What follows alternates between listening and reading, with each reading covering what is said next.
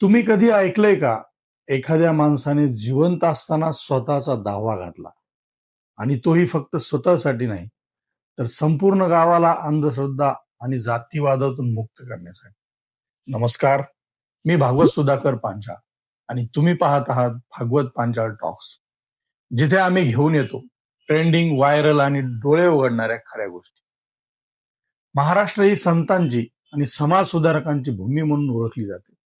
महात्मा ज्योतिराव फुले, सावित्रीबाई फुले, राजर्षी शाहू महाराज आणि डॉक्टर बाबासाहेब आंबेडकर यांच्या विचारांनी या राज्याची वैचारिक जडणघडण केली आहे. आधुनिक काळातही याच पुरोगामी विचारांची मशाल अहिल्यानगर जिल्ह्यातील नेवासा तालुक्यातील सौंदाळा या छोट्याशा गावाने प्रज्वलित ठेवली आहे. सौंदाळा गावचे सरपंच शरद बाबूराव आरगडे यांनी जिवंतपणे स्वतःचा दावा दशक्रिया विधी घालून आणि गावाला जातीमुक्त घोषित करून सामाजिक परिवर्तनाचा एक नवा वस्तुपाठ जगासमोर मांडला. अहिल्यानगर जिल्हा हा ऐतिहासिक दृष्ट्या राजकीय आणि सामाजिक हालचालीचे केंद्र राहिला आहे. तथापि या जिल्ह्याला जातीभेद आणि अत्याचाराच्या काही काळ्या छटाई लाभल्या आहेत. यापूर्वी हा जिल्हा अॅट्रॉसिटी प्रोन, अत्याचारग्रस्त जिल्ह्याच्या यादीत राहिला. येथे अनेकदा जातीय तणावाच्या घटना घडल्या. 2014 मध्ये एका 17 वर्षीय दलित मुलाची झालेली हत्या ही या जिल्ह्याच्या सामाजिक संघर्षाची एक भीषण आठवण आहे. अशा पार्श्वभूमीवर सौंदाळा सारख्या गावाने सरपंच शरद आरगडे यांच्या नेतृत्वाखाली घेतलेले निर्णय हे केवळ प्रतिकात्मक नसून ते एका खोलवर रुजलेल्या व्यवस्थेला दिलेले आव्हान आहे. सौंदाळा गावची लोकसंख्या साधारणतः 25,000 असून येथील मुख्य व्यवसाय शेती आणि दुग्ध व्यवसाय आहे. आर्थिकदृष्ट्या स्थिर असलेल्या या समाजात वैचारिक परिवर्तन घडवून आणणे हे एक मोठे आव्हान होते. शरद आरगडे यांनी त्यांच्या सरपंच पदाच्या सलग 3 कार्यकाळात गावकऱ्यांशी संवाद साधून विश्वास संपादन केला, ज्याचा परिणाम म्हणून हे धाडसी निर्णय शक्य झाले. 21 एप्रिल 2026 रोजी शरद आरगडे यांनी भेंडा येथील स्मशानभूमीत स्वतःचा 10वा विधी पार पाडला. हिंदू धर्मात व्यक्तीच्या मृत्यूनंतर 10व्या दिवशी केले जाणारे कर्मकांड हे मोक्ष आणि पितृदोषाशी जोडलेले असते. आरगडे यांनी हा विधी जिवंतपणे करून यामागील भीती आणि अंधश्रद्धा यावर प्रहार केला.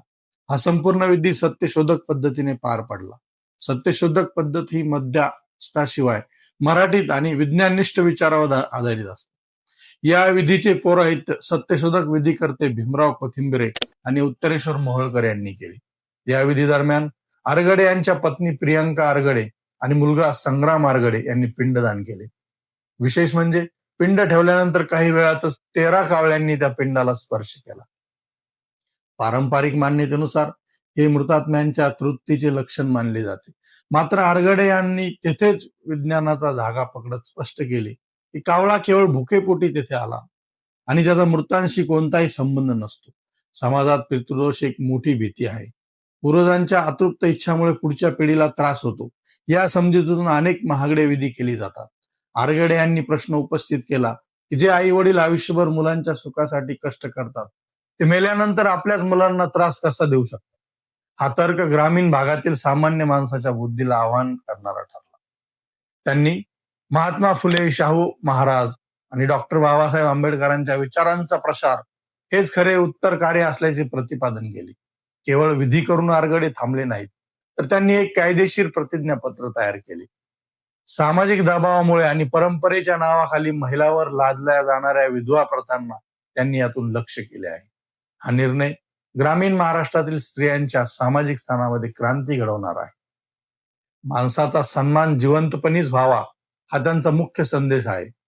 अनेकदा व्यक्ती जिवंत असताना तिच्या गरजांकडे दुर्लक्ष केले जाते, पण मेल्यानंतर समाजाला दाखवण्यासाठी लाखो रुपये खर्च केले जातात.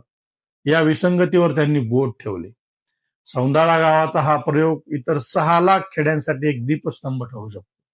जर ग्रामीण भारताने जाती आणि अंधश्रद्धा यापासून मुक्त होण्याचा असाच निर्धार केला तर खऱ्या अर्थाने समतावादी समाजाची निर्मिती होईल. अहिल्यानगरच्या या मातीतून उमललेला हा परिवर्तनाचा विचार संपूर्ण देशाला दिशा धरणार आहे. या सर्व घडामोडीतून हे स्पष्ट होते की जेव्हा एखादा लोकनियुक्त प्रतिनिधी संविधानाची मूल्य आणि महापुरुषांचे विचार घेऊन मैदानात उतरतो, तेव्हा समाजही त्याला साथ देतो. शरद आरगडे यांनी सौंदाळा गावात लावलेले हे परिवर्तनाचे रोपटे भविष्यात एका मोठ्या सामाजिक वटवृक्षात रूपांतरित होईल यात शंका नाही.